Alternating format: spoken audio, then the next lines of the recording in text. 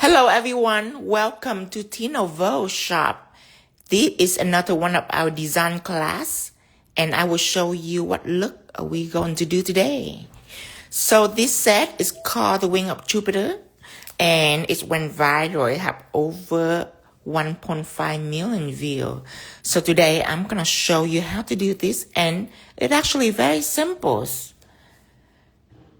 Before we started, I am going to show you a WhatsApp group. Just in case you haven't joined yet, this is a WhatsApp group that you can join to get live alert from us every time that we went on live stream.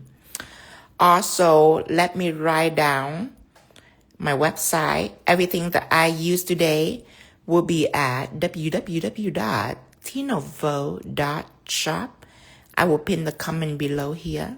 So basically the concept is we start out with pigment on the design and then we have to think up a way to block the pigment from sticking onto the nude. After we have a nice pigment background, this is when we chrome proof the background so you can learn about chrome blocking too. And then we're going to use a gel called Clear Texture Gel.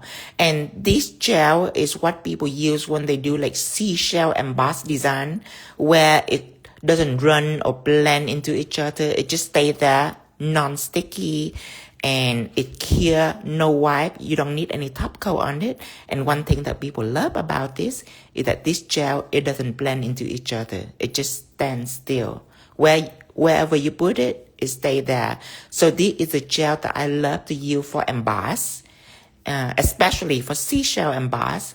Also, I love to use this gel for crystal and beads. So now let me stop sharing this. Let me make Tara moderators. Hello, Tara. Good morning. All right, let's get started. So first, I am going to use a gel called Top Gels. And when you see top gels, it means top coat. So after this gel is dry, it is non-sticky, it's no wipe, and your client can walk out the door without top coat, and it's remain very shiny for a long time. So I'm gonna use this as my foundation because top gel also isolate pigment. So when I apply one coat of this and I keep for 60 seconds, when the nail come out, this background will not stick onto pigment at all. So this is our first step, and it's actually is one of the important steps because without these gels, you have to find a way to block pigment, and usually it is applying one coat of no wipe top coat, and that is the alternative of this. So I'm gonna cure this gel for 60 seconds. And our next step will be Pigment Base. Now, Pigment Base is a gel that I created to apply pigment smoothly and evenly. And when people use white gel polish for pigment, the most common issue will be the pigment is too cakey, it's too muddy because the inhibition layer of the white gel polish is too wet. So we make this gel to where it have a sticky inhibition layer, and it's also a very sticky and dry inhibition layers. It's perfect for pigment. As you can see here, when, let me compare it with makeup. You see when you put on powder foundation or makeup, before you do that, if you grease your face up with lotion and make your face all wet and greasy and you put the makeup on, makeup gonna stick to your face, but you couldn't do contour or blending very well. Same with when it comes to nail pigment. When you apply nail pigment on a wet and greasy surface, it's gonna be very muddy. It's gonna stick onto it, of course, but it's gonna be very muddy and cakey when you blend. So this is when this gel come into important. I put it out right here because I'm gonna use it to do a French tips. So when I do a French tip, back in the day, I like to use a 10mm liner brush. But today, I want to use an emboss brush because emboss brush, you can do line Not as precise as a 10mm, but you can definitely do line and you can color and painting at the same time. So this is gonna be the brush that I'm gonna use today. First, I am going to clean up this brush with my brush conditioning cleanser, which is an oil-based formula built to condition your brush while you're cleansing. And the oil in this also help with thinning the gel polish down if your gel polish is too thick, and the oil formula is safe with our gel product. So I'm gonna use it and twist it right in. You see when all your bristle will coming apart like this. If you can see it's coming apart like this, that means that there's no more gel in the brush. It's a good sign. Now we're gonna take it out and we're going to take a paper towel and wipe off excess oil, just like this. And it's ready to go. It's nice and smooth and in shape. Now I'm gonna take this and I'm gonna twirl the brush in as coincidentally, yesterday I also had one comment on YouTube asking when we paint, sometimes the paint, we ran out of paint, especially if the gel pen is too thick. And let me give you an example. When I say ran out of paint, this is what I meant. You see, it's broken apart. You ran out of paint. And perfect for this lesson, because what I'm telling them is when you take paint, if you use a clean brush like this and you go in and you just start stroking it back like this, what happened is the gel only coated on the outside of your brush. So when you draw, you're gonna run out of gel very, very fast. So what I do here, I'm gonna do it again so you can see it. And I tell them that when I take paint, this is when you pay attention to how I take paint. Because I'm gonna take the brush, I'm gonna go in, I'm gonna twist it from side to side. And what I'm doing right now is to saturate the brush with gel so it's nice and smooth when I paint. And after your brush is well saturated, that is when you can pour it out for a slim shape. So now I'm gonna use it to draw a French tip, and it's gonna be a deep French. So what I'm gonna do, I'm gonna mark the middle first. I do that just in case if you have trouble with leveling or with knowing the balance from the left to the right, from the right to the left, like me. Some people have a very good level eye, but I don't have a good level eye, so that's why I do this. So when I turn my client hand upside down, I know where the center is. You know, sometimes the hand can be twist a little bit to the left or a little bit to the right, and it can easily make you become off centers. So from here, I am gonna drag my brush up, just like this. And then I'm gonna do it on the opposite side right here, going up.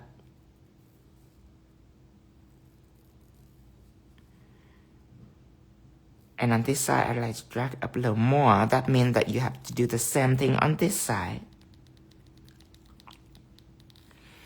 So these are to make sure that your French are nicely balanced. As you can see here, it's balanced on both sides. When you are taking care of that part, then you can go in and worry about the bottom. Now go slow, because this is a very deep curve. So you will start right here and you will slowly turn into a curve. There.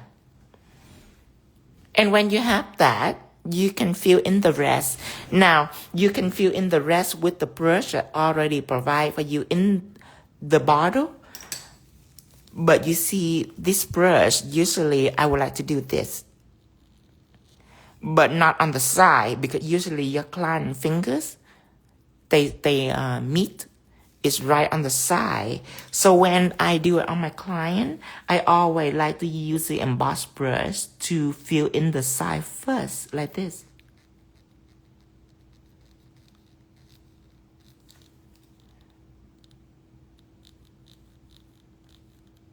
And then afterward, I can paint, using the brush, or I can do the brush first, like what I just did, and then fill in the side after. Either way is good for you.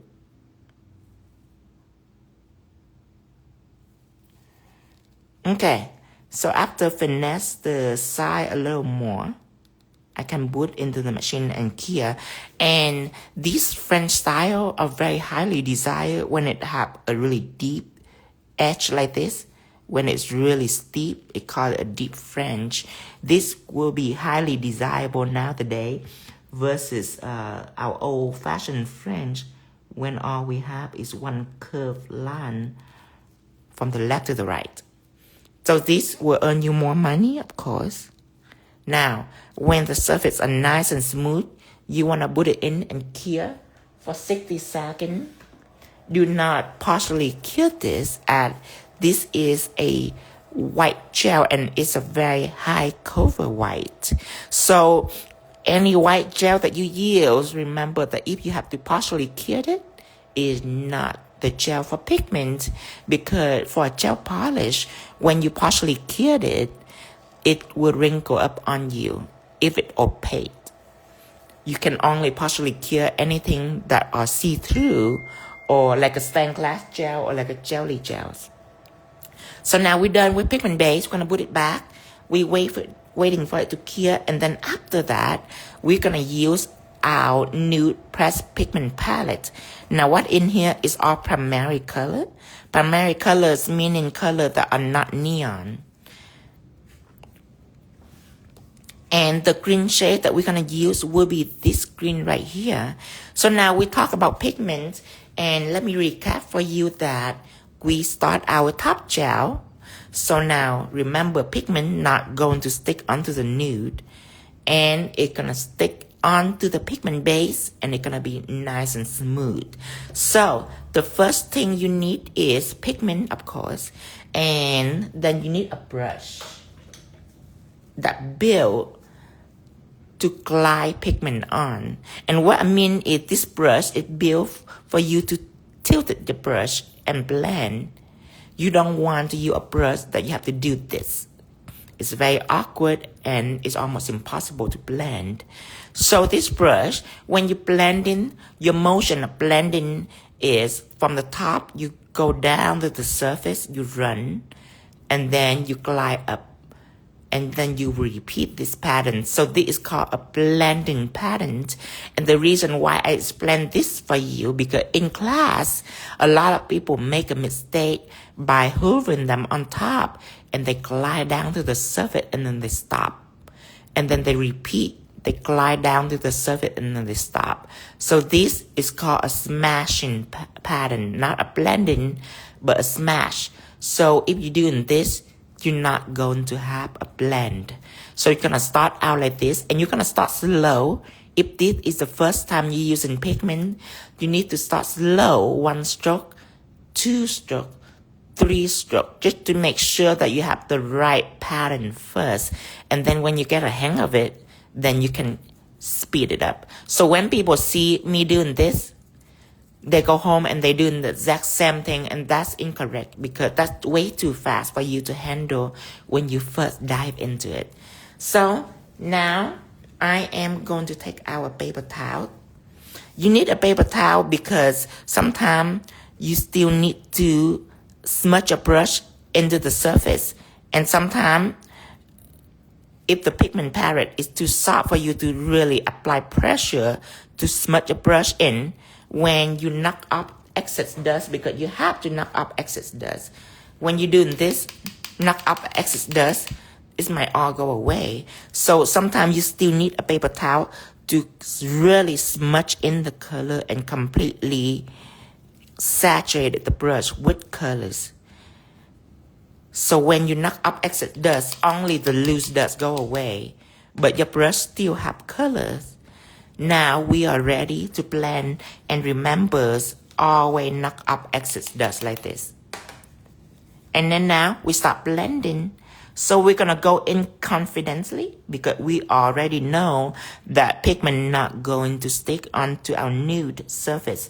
So go in confidently like this.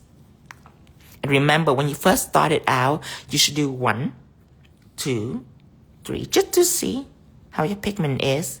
And then when you're confident, you can start speeding it up. And also, I have very light hand. So for me, blending is no problem. But for people that have a difficult time of blending, then what they do is they go in first and they can apply strong pressure like this. They can go in strong first like this. And when it comes time to blend, they can take the brush that they are using, which is now saturated with pigment. They can run over the paper towel a few times. And what this do is that it's lighten up the amount of pigment in your brush.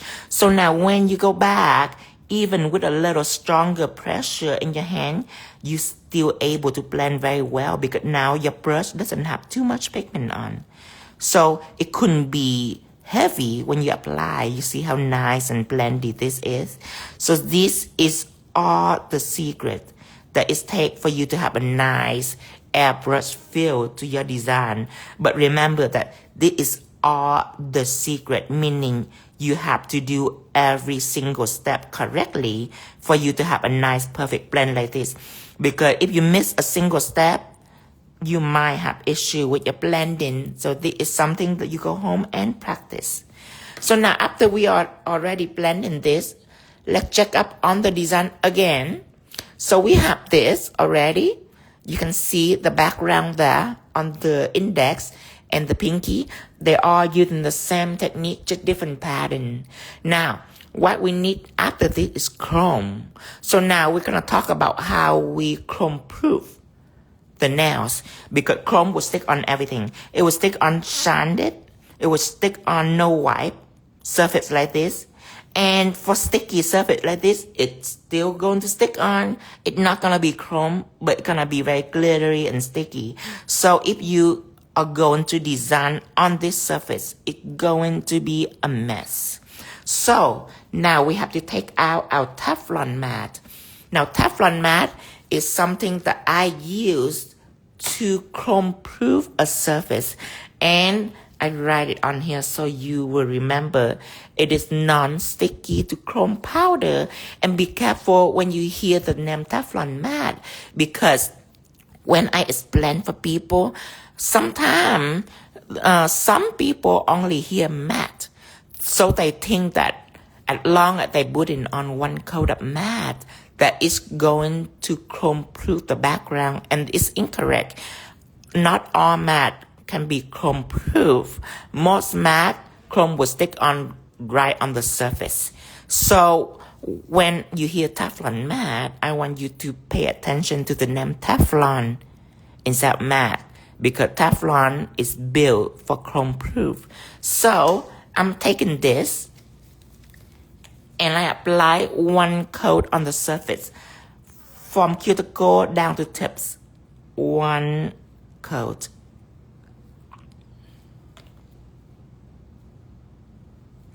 And of course, this mat is no wipe, so you don't have to wipe or anything after you cure. I am going to cure this mat for 60 seconds. Now, after that's cure, I am going to take out my chrome. So this is gonna be the two chrome that I use. One is a cat eye chrome Jupiter. One is a solid chrome gold. So if you wonder what cat eye chrome is, besides its chroming purpose, it can also be mixed into 3D jelly for cat eye, and I can demonstrate one nail for you so you know what it does. So I'm gonna take out a pigment palette, and I am gonna take out a spatula, and I'm gonna take a small amount of 3D jelly here. I'm gonna put it on the surface, and I'm gonna take out one nail and paint it black so you can see the transformation more easy. I'm gonna take shadow and put it on the surface.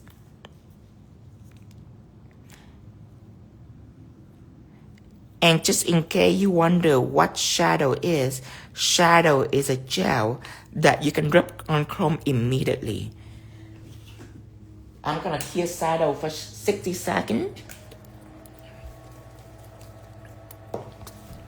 Okay, so while I'm curing, I am gonna take out Cat Eye Chrome Jupiter and I'm gonna mix it into 3D jelly. Now, the reason why I mix it in a builder gel instead of a top coat, because when you mix this powder into a top coat, remember top coat are liquidy and it cell level very fast. So when you mix it into a top coat, most likely when you magnetize in the chrome, it can return to its original state very fast because the gel is leveling, and leveling meaning smooth out. So it can blend out and it can smooth out. So that's why I use it on 3D jelly, because it can hold the shape for you. Now shadow is already clear, so I am gonna take chrome and first applying onto shadow just for you to see what it does.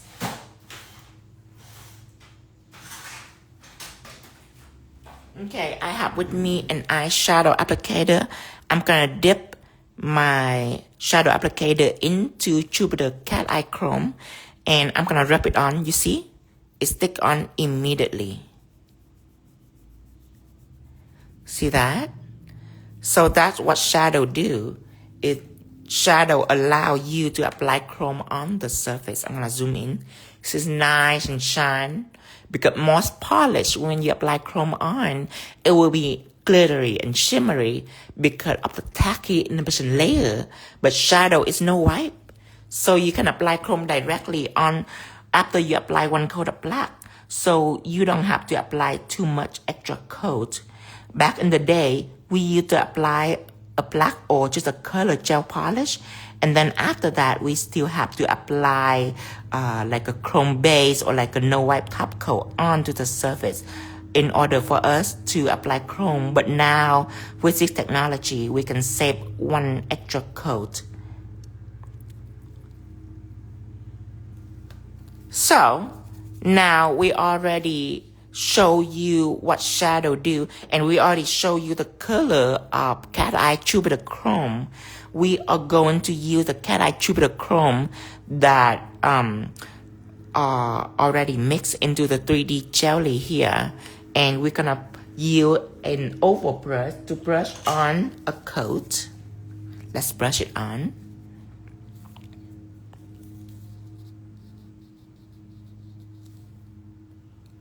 And one thing about Cat Eye Chrome is when you mix into the 3D jelly, you can adjust the amount of chrome that you want to mix in. Of course, a little bit of this go a very long way, you guys. So only do a little bit at a time, and you can add more in if you like. But you can adjust the strength of your chrome. And what I mean by the strength of your chrome is that when manufacturers or a company are producing a cat eyes, not all cat eye is the same. For example, if they want to cut costs and make more profit by selling it to you than when they put in, when they make in the cat eye, what they do is that they put very little amount of metallic element, and metallic element is whatever it is that are in this powder that are sensitive to the magnet. The magnet can suck everything in this powder away. And they put very little into the cat eye in order to cut costs. So when I'm talking about how much metal particle in the cat eye, this is what I mean. For example, my magnetic cat eye, I pay a lot of money to have a lot of metal particle into my cat eye. So it's super strong. For example, this is my sunlight cat eye, one of my new colors. I'm gonna apply on, and if you ever wonder if your cat eye is strong or not, all you need to do is take a magnet. And a lot of people ask me, they say, Tino, I bought a collection of cat eye gel. It's not from your website. I bought it from somewhere else. But when I put the magnet on, nothing really happened. Is it because I use a wrong magnet? Is it because my magnet is not strong enough? And I tell them, no, our magnet is made the same. It's just that if your cat eye don't have enough metal particle in there, it will react slower at this. When you put your magnet in, if it move like this, which you can tell is move like waters, that means that it's have a lot of metal particle in there. Now, when a company like mine choose to do this, we make less profits, of course, because we pay more to have it put on there. So when we sell to you guys, we make less money. But in return, we have returning customer, meaning when people use our product, when they run out of it, they come back and buy more because it's satisfying. So this is what you look for when you look for a cat eyes. So let's throw that away and we shall return to our cat eye Jupiter Chrome. So when it's in powder form like this, then you in control. You are like your own company. You in control of how much you get to mix into the gels. So now when the cat eye chrome are magnetized, you see it's react to the magnet. So it's not just a chrome. It's kind of cool. It's a chrome and a cat eye gel at the same time. So this is a diverse chrome powders. Just for fun. That's why it's more expensive than other chrome powder. And that you can see how vibrant it is. So now we already finished demonstrate that. We are going to get back to our nails here. I'm gonna put my cat eye chrome on the sides. Now, this surface right here that we did, I'm gonna take a chrome out and chrome it on top for you guys, for you can see here. I rub chrome on and then I dust it off. See, it's all go away. Again, let me recap that because I put Teflon Matte onto the surface. So now your surface are chrome free. So now whatever you design on the chrome will only stick on to the design. So we have to talk about what to use for applying chrome now. So I have many things to apply chrome on. As you can see here, I already use shadow. You can see it's applying chrome. But for this design right here, we cannot use shadow because these lines are embossed line.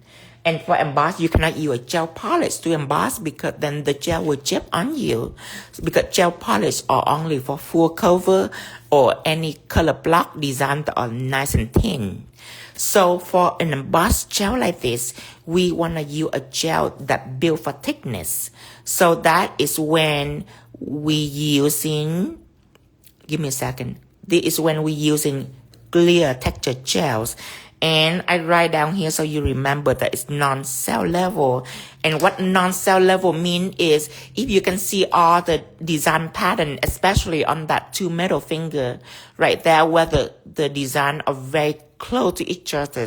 Now, when people use a typical builder gel to do this, what happened is all the line is start to running into each other and become all blendy and messy. So what people end up have to do is that they have to go in and clear each stroke for at least 10 to 15 second clear for the line to temporarily clear so they can go in and do another line so it doesn't move on them. But you see, that wastes a lot of time. So that's why we use a gel like this, because a gel like this, it stays still. Wherever you put it, it stays there. As you can see, I already almost finished the whole bottle. This is a gel what I use a lot, and this is one of our biggest sellers because it eliminates that issue for them, that running and slipping and sliding issue. It eliminates that. So that's why people love to use that gel when it comes to emboss. So I'm going to take out a chunks here. See that? I'm going to take out a chunk. I'm going to put it on. Just like that.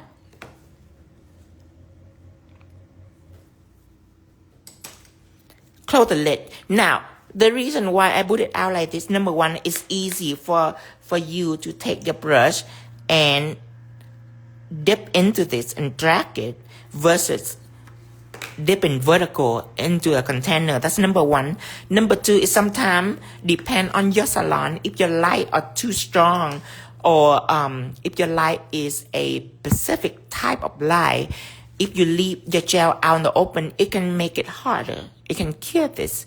So you want to make sure that you want to close your lid just to protect your gels. Now, after this, we are going to go ahead and clean our brush to prepare for an embossed design. So we're going to take our paper towel. You see this brush have a lot of gels. I never just dip it into the container like that. I always wipe off excess gels, and then I can go ahead and clean.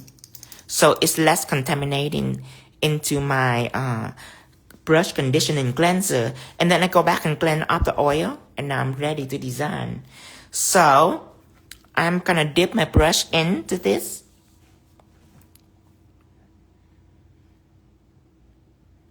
Now, I want the bulk to be focused right on the tips, because when I go in, I want the detail to be nice and sharp like this.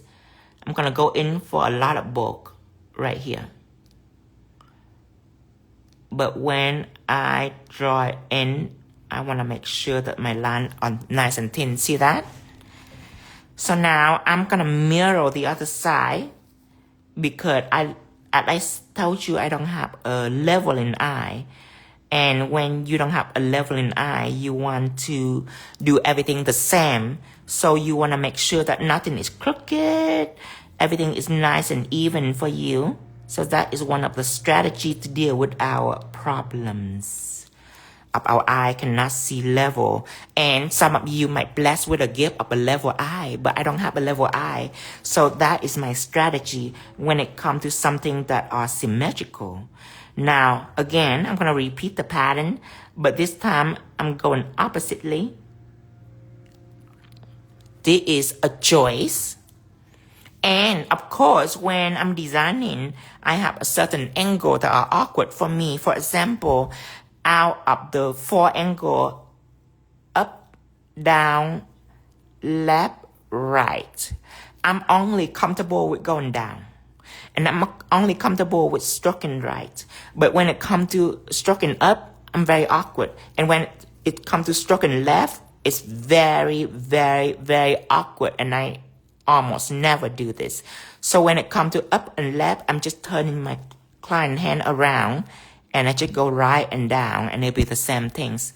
So over here, when it comes to this move right here, you can see I have to change my hand angle, and it's just very awkward for me. Yes, I'm capable of doing it, but why? I want my life to be more stress-free. So what I do is I turn the client hand around, and I just go the opposite way. And that would be much easier for me. Like that. So now what I'm going to do is I'm going to fill in the center first.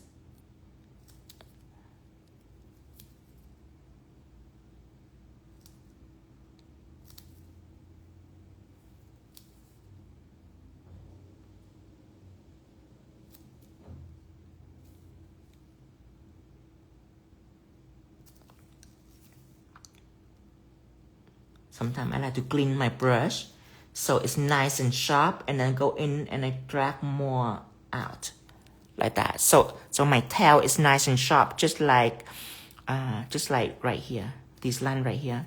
So that's for people that couldn't drag gel very well. They can do that. They can just stop. Like right now, if I'm having trouble with it, I stop and I clean my brush on the palette like this. So it's nice and sharp, and then I can go back in with a nice sharp brush and drag out the tail.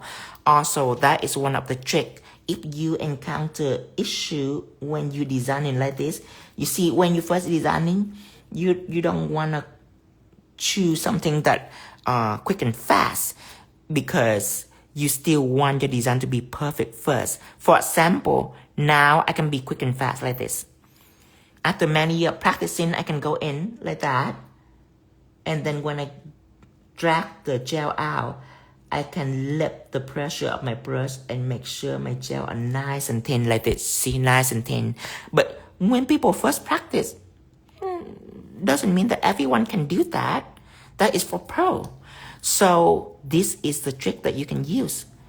See, you go in with a little dot like that, and you can have more than one dot before you start dragging. You can have a little dot right here, and then one more dot right here. 3 dots next to each other. Don't be afraid. This gel don't blend, remember? So see this line, it doesn't blend at all. So don't be afraid. Now I'm gonna use it to drag. So see my brush? Let me zoom in so you can see what I do here. See, I just stroke it out. So now it's nice and sharp. It still have gel on. I don't cleanse it with a solvent or with a cleanser because I don't want my brush to be dry. I still want it to be smooth and have gel in it. I just don't want it to have a lot of gel. Because now I can go in and I can drag it out very easily. This is a technique built for beginner so they can get more confident when they design. And then later, when you really get a hang of what you do, then you can do whatever you like. You don't have to divide it into 2 parts like this. You can just do it all in one swoop. But when you first start out, if you need help, this is a move that can help you. So now we're done with this. We're gonna turn our client hand around and do one big teardrop right in the middle. And especially now today, I still use that move whenever I encounter this problem. You see, there is gel on both sides. And for me to squeeze into such a narrow passage, I feel the need of making sure my brush doesn't have a lot of gel. So I don't touch this gel. I can keep it nice and separate. And of course, it can be as close to each other as possible because it doesn't run on you, remember? So now, after we done that, we are going to go ahead and having a little line right here and put it in. Same here, having a little line right here and put it in. Then up here, I also have 2 more lines right here, and then going in. So for anybody that learning this lesson, I recommend to stop making the brush nice and sharp and then go in and drag it, just for you to feel it and for you to experience the beauty, because it is going to be more beautiful than your average stroke when it comes to emboss. When I first started out, I do this a lot. I just clean my brush and I go in so my detail can be nice and sharp. Now, I'm gonna go ahead and cure this for 60 seconds. And for clear texture gels, chrome will be able to stick onto this. So after we cure, we're gonna rub chrome on right away, because remember, we already chrome proofed the surface with Teflon Matte. So now we're gonna put back the Teflon Matte. Now, next we're gonna use these 2 chrome and we are going to ombre these 2 chrome together. So that also another lesson that we are learning is chrome ombre.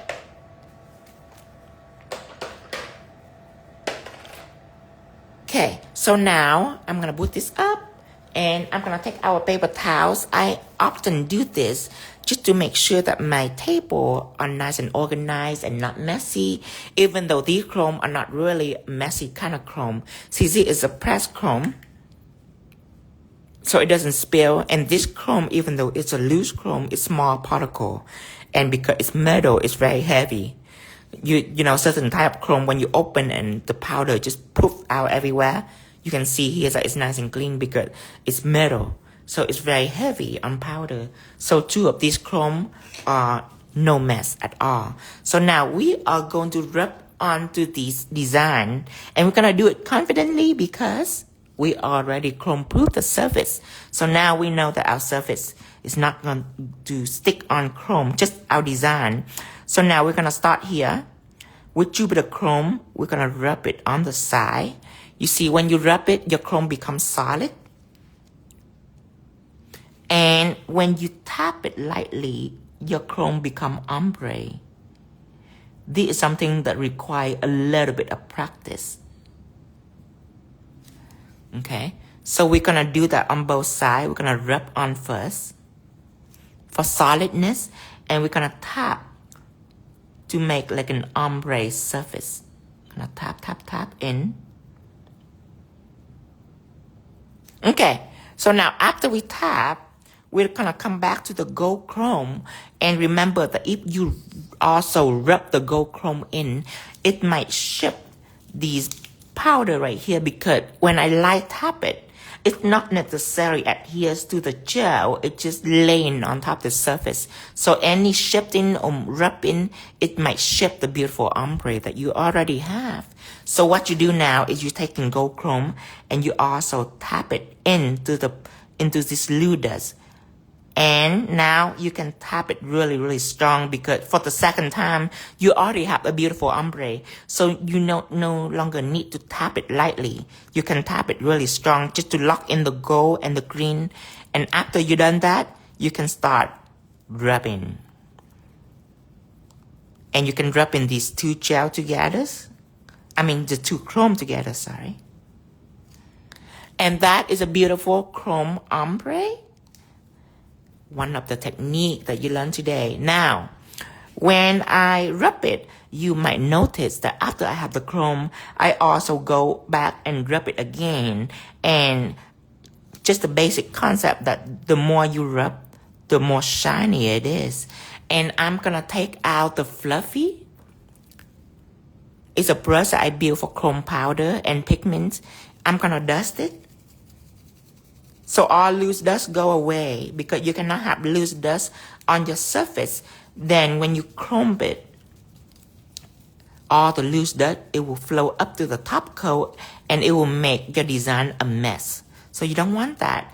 And just to take precaution, I also take out a clean shadow applicator like right here.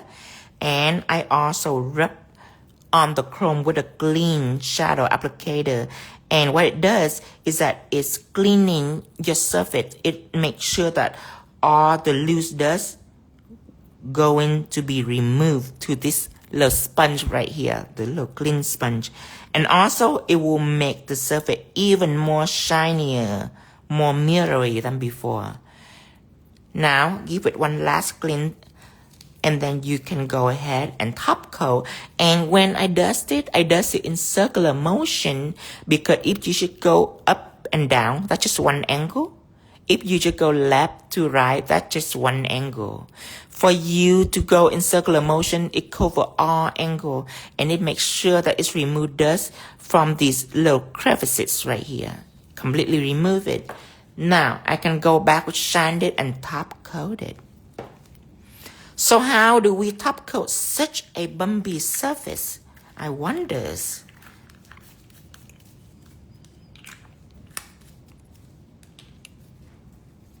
So you can do it with a brush that are right in the bottle if you like. Or for me, my favorite way and what I recommend is for you to take out not a liner brush, but a coloring brush. We have built specifically for color polishes, anything that on tin, like polish it, not gel pen, but just polish. And top coat, I also use it for gel pen, but sometimes for gel pen, I use the embossed brush because it's longer, so it's easier. But for top coat, I always like to use the coloring brush, and I will take out a little bit of top coat and put it on my surface. Let me clean up this surface for you, and then apply top coat right on top. I do this a lot. I dip it in because you see this beautiful French line. If you want everything to be shiny, well, that's easy. But if you want to preserve this matte nail bed, then what I like is I like to go in first and make sure that all my edges right here are carefully top coat, just so I can keep the nice and fine boundary. And since these patches are narrow, I go ahead and top coat into, because you're not going to use the top coat brush to do this. It's very narrow, so I prefer to use a brush like the coloring brush. And then I put in my top coat.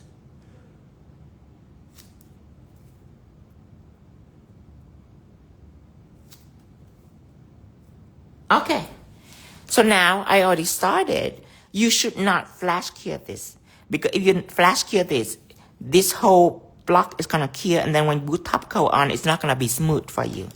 So I just leave it wet, and now I take in the brush from the top coat bottle and I apply. But you don't want to apply like this because it's gonna catch on each layer. Let me zoom in so you can see. See, you don't apply from top to bottom like this because it's gonna catch. All of this gonna catch top coat, gonna flood your design.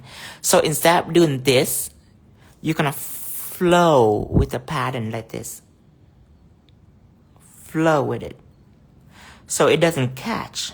It's smoother that way. Let me zoom out since you already seen it. See, I'm gonna flow with the pattern, flow with it. Not too little amount of top coat. Put a lot of top coat in. Because when you have too little, you might apply a lot of pressure and it might bleed your chrome. This chrome are very difficult to bleed, but it's possible if your strokes are strong enough. So you apply a lot in just to make sure everything have top coat. You don't miss out on anything, and to make sure that your strokes are light for your chrome. But now you're not gonna cure this because now it doesn't have a lot of. It's all flat. You see. Now I'm gonna take out a clean a clean coloring brush, and I'm gonna remove the groove in here. All the top coat that have groove right in here, I'm gonna remove it, and I'm just gonna put the excess top coat right onto the paper, right onto the palette, and not the paper towel because you don't want any lint or anything to catch on. So I am gonna apply that right onto the nail surface.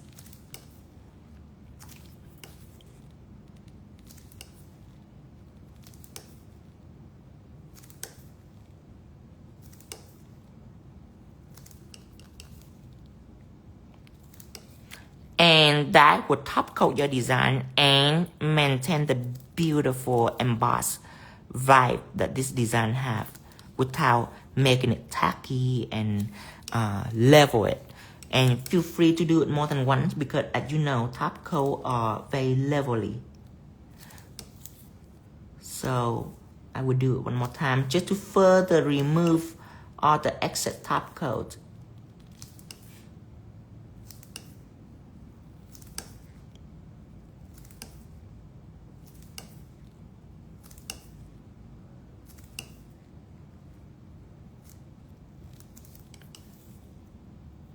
And after it's already removed, then I'm gonna cure that for 60 seconds here.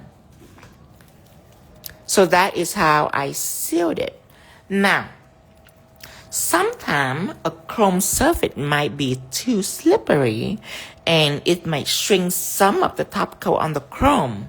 So if you feel really insecure about this, and if you feel like you're not so sure if the chrome is completely have top coat on it, or it might miss a few spots, and your client, when they go home, they might have a couple of spots that are chipping because there's no top coat on it, you can also, after curing just a little bit, you can also take top coat and only apply on the top of the chrome. This is optional. You don't have to do this, but doing this will make you be able to sleep at night, and you're not gonna worry that your client, they go home and the chrome might chip on them. This is a precaution that you take by doing this. It will guarantee your chrome and it's guarantee your work. Now you can cure that. And it's optional. It depends on how much you charge your client. If your price is modest, then you don't have to pay as much attention as if you charge a luxurious price for it. You want to make sure that people are happy so they can come back and reuse your service. Now, what left to this design are simply crystal and bead. So for crystal and bead, I will also demonstrate in a line of it, so you know. And then I'm gonna add in some Pixie Gel, which I have in the picture here, for you to know what is Pixie Gel.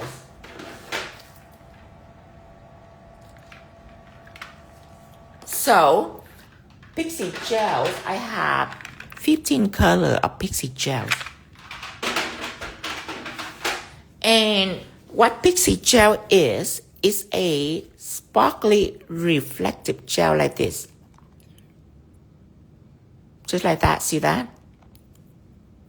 It's sparkly and reflective. Now, back in the day, whenever I use a gel that are similar like this, when let's say this is matte, as you can see here it's matte. When I design on a matte surface, I have to top coat everything because the gel need top coat. It have an independent layer on it that is need top coat. So I have to top coat everything, and if my client ever requests that I can keep the background matte like this, and the gel, she wanted to be shiny, then what I have to do is I have to take top coat. I have to go in and have to spray top coat onto this glitter line. And you can imagine how long it takes. And I do not like to do that.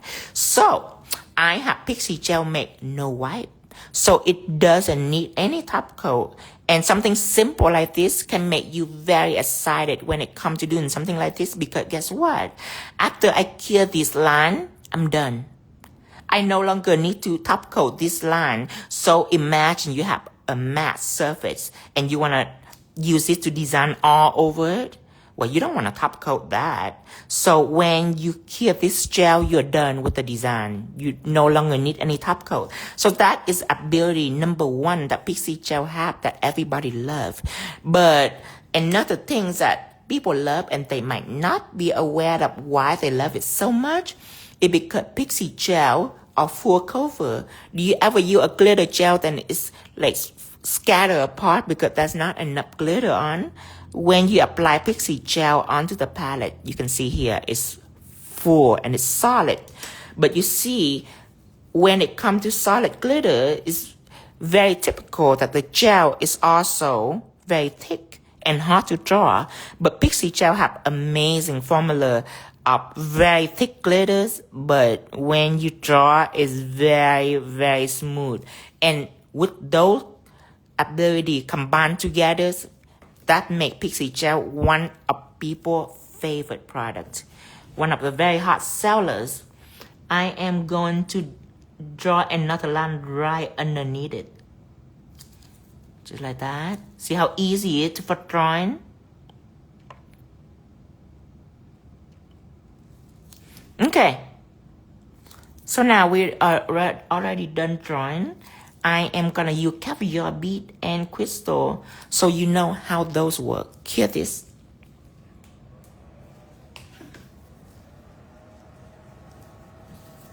So first, let's talk about crystal. Let me take out my crystal. So for crystal, let me show you the picture again. As you can see here, there is one big stone on the surface. And that design that have like a bunch of small stone and caviar bead in it. And people often ask me, Tino, when do you glue and when do you gels? So I'm going to explain for you the difference between glue and gel. You see, let's pretend like this is a crystal. If I apply glue on the surface of the nail, what happens is that my glue going to stick directly to the bottom of the crystal on the surface. So it's sticking right on the surface. Now, gel don't do that.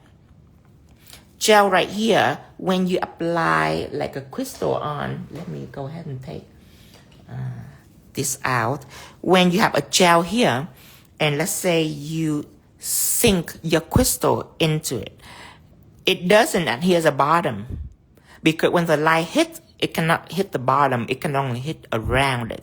So with what the gel do is that it coated around your crystal like this. It grab onto your crystal and it refuse to let it go. So that is how gel work, and that the other one is how glue work.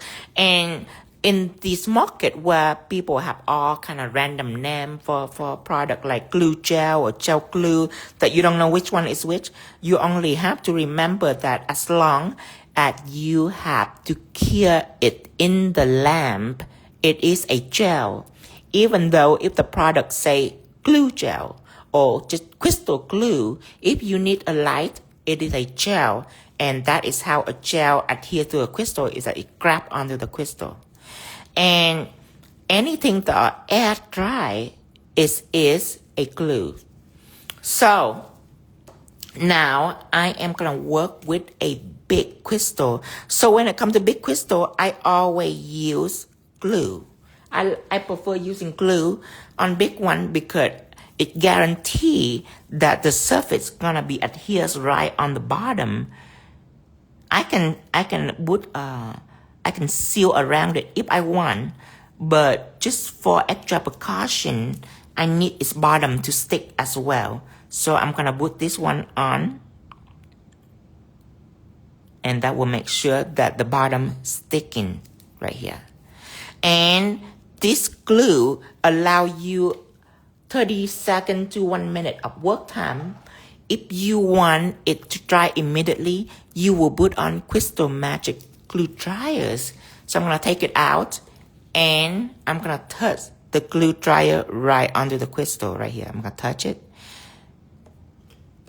And then it will help it dry immediately. I'm using Swarovski crystal and Dreamtime crystal. They're both the same thing. So this not going to be able to tamper with my crystal. The crystal going to be nice and shine right after it's done. So I'm going to take that out. And now, if you wondering how to seal it, I will show you the way of sealing. So the surface is matte. I'm going to take matte out. I'm going to clean this first with acetone, cleaning off the palette.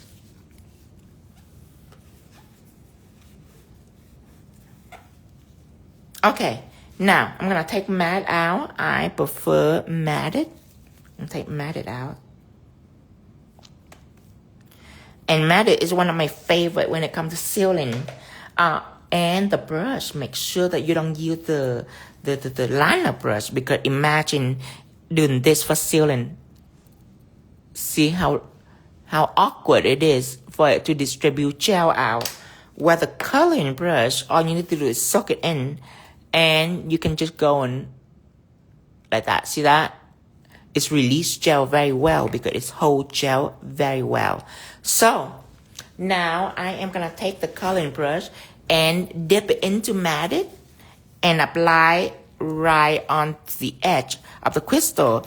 And the rule is, if you take your fingernail and run over the crystal, if it catch, the gem that it will come up are greater than if it's slippery.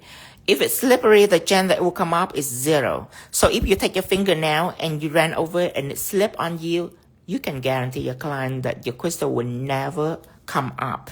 So how will I do that? Let's zoom in. So if I were to take matte top coat and if I leave the nail flat like this, and if I put top coat around it, what happened is the gel, it will run down due to gravity. And I still gonna have a big wall right here to fill up on. So back in the day, what I do is keep filling and filling and filling about 2 or 3 times before it becomes slippery on me. But now I have a trick. So I don't leave the nail flat. I tilted it like this. And the reason why I tilted it, so when I put on top coat, the top coat, it will lay right on the edge. It will not run anywhere. See, I tilted it and used gravity to ensure that the top coat that I'm putting on, it remain right on the edge.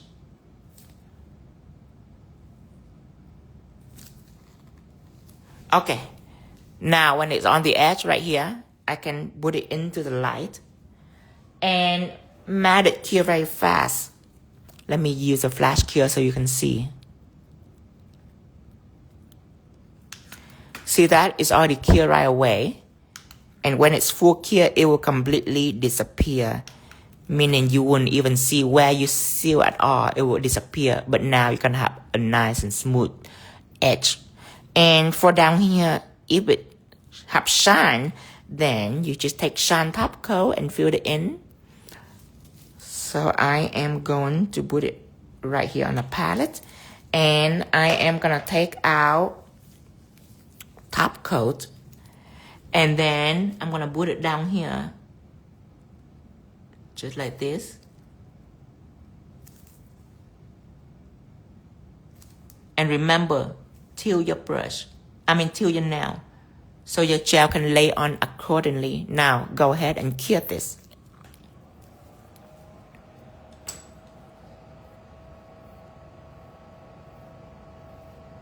And we're going to cure that for 60 seconds.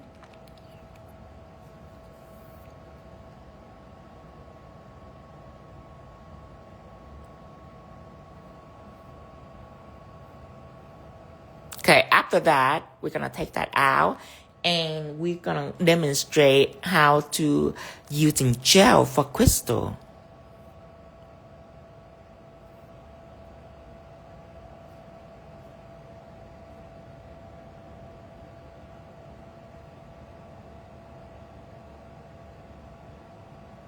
Okay, demonstrate that. Just like that. And then now, we're going to use gels. So when it comes to crystal and gels, I am going to use clear texture gel because remember that clear texture gel will ensure that your crystal and bead doesn't slip. So I'm going to use the Emboss Brush to apply on one line.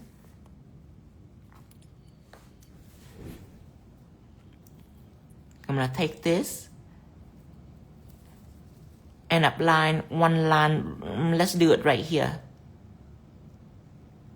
I know it doesn't really go with the design, but we're just teaching what the gel do and how to apply crystal. So we can just get one line right down here. And if you have some matte top coat stuck onto the edge of the crystal, that is a good sign. That's not a bad thing at all. It's good because your top coat can grab onto the crystal and make sure that it doesn't move away. But how you fix that problem, because it's matte right here, is you take shine and return the shine back to it, and that's it. Now you're cure. So back in the day, before we have enough technology to hold crystal, I also do that. I also ensure that there is a line of top coat right at the edge of the crystal, because I use expensive crystal right from the get-go. So I want to make sure that my crystal doesn't come up. Oh, I actually cured this line, sorry. I'm gonna apply another line because I actually cured this. I'm just gonna do like a one line right here.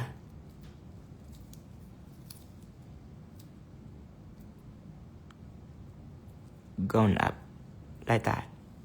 Okay, so now I am gonna start putting on crystal. Now, this line that you are seeing have caviar bead on both sides. So when it comes to that, I am not going to use just glue because it's going to be awful. It's going to be a very long time before I complete that line. Glue and bead doesn't work very well with each other. So when it comes to this, I will prefer to use gel instead. And what I do is that I apply my crystal right on, and then I apply my crystal a little further apart from the first crystal, and I push it in. I push it in so gel, it can stay right in between the crystal and help me seal it too. So that will make sure that your line are lasting a very, very long time. So now, I am going to add one more, and then I'm going to start putting bead on. See, with gel, you can go all crystal first, and then you can go back with bead. And the gel will not dry because it's not air dry, remember? So the gel will not dry, it will just wait for you to be done.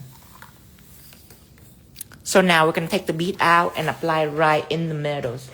And I love to use these Caviar bead. These 6mm that I use. I love to use these Caviar bead to apply on both sides of the crystal because that is like a crystal guard.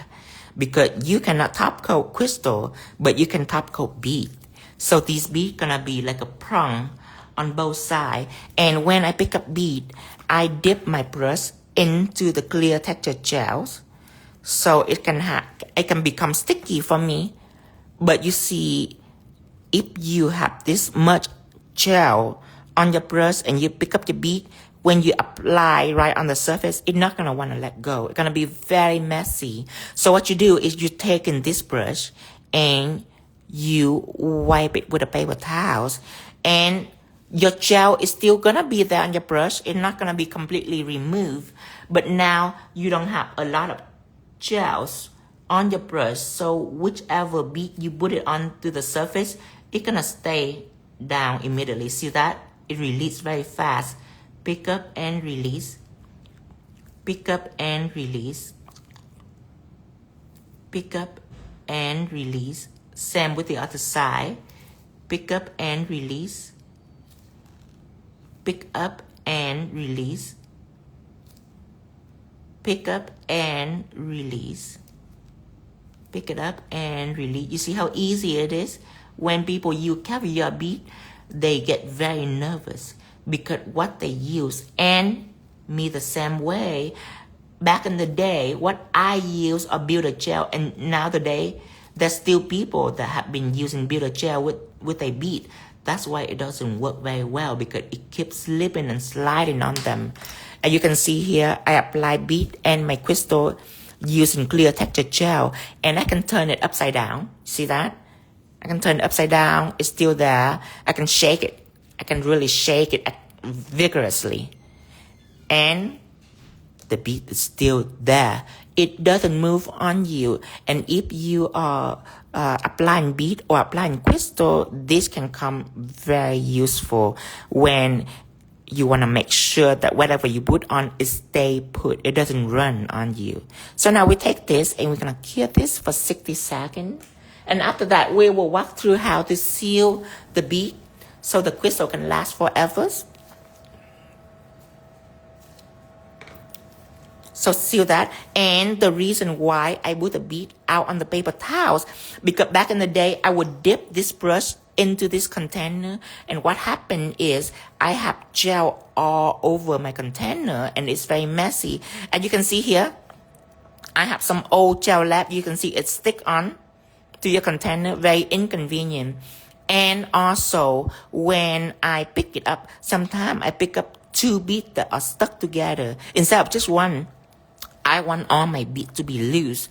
I don't want them to stuck onto each other, because if I have like a double bead, then what happens if I approach a design where it's only need one bead in each space? You see it. If I have a double bead that are sticking to each other, now I have to like try to separate it with my fingernail or with a clipper or with something hard, because my brush cannot separate them because they sort of stick into each other. So I don't want that going on. So that's why I put it out on a paper towel, because when I pick up my bead, if gel stuck on my paper towel, that's okay, because I'm not going to keep that paper towels. So when I'm done, I am going to take the lid, coat it that, and then put it back. I can do that, or I can take a magnet and suck all the bead up, because my bead are not plastic. It's high quality and it's made by metal.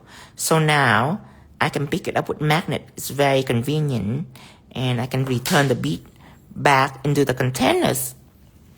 And that is why I put the bead on the paper towel. If you love bead, and if you bead very often, you will find that trick very convenient, as well as the gel that you use and the brush that you use. 10mm liner is a nice and thin brush. It will ensure that you can pick up one bead at a time. Sometimes I pick up multiple beads, but I prefer one bead at a time because it just makes it much faster for me. So this already done. We're gonna learn how to seal this bead. So let's take out the coloring brush to seal this. So I can use a coloring brush, and when it comes time for these little beads, I can dip it into the bead, and when I dip, I can do a triple dip. 1, 2, 3, 1, 2, 3, just to make sure that it takes some top coat. 1, 2, 3, because sometimes tiny detail like this will be very hard to see if there's top coat on it or not. So you want to make sure 1, 2, 3, 1, 2, 3, 1, 2, 3. That's way number 1. Let's clear that. Way number 2 is to get a crystal silver pen. Let me search for my crystal silver pen. Ooh, let's hope I have one here before. Let me search for one.